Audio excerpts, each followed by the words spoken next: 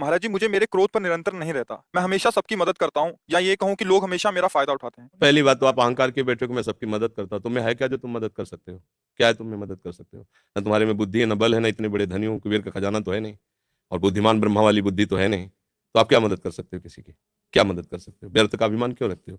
भगवान कृपा करके यदि किसी को एक लोटा पानी तुमसे पिलवा रहे हैं तो इस बात को ऐसे क्यों नहीं देखते हो कि भगवान कृपा करके इन रूपों में मेरी सेवा स्वीकार कर रहे हैं, मैं मदद, इसीलिए तो तुम्हें क्रोध आ रहा है।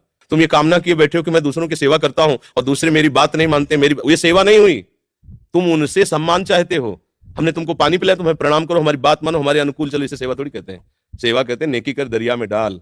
सेवा कर दी, तुम गाली भी दोगे तो हमें स्वीकार है। तुमने जल पी लिया, आनंद से तुम मस्त रहो, हमें गाली दोगे कोई परेशानी नहीं। इसे कहते सेवा। सेवा करके सामने वाले को झुकाने की बात आना, उसे सेवा नहीं कहते। पहली बात, गलत हो आप, तभी आपके अंदर क्रोध आता है। यदि आप गलत नहीं होगे तो आपके अंदर क्रोध नहीं आएगा।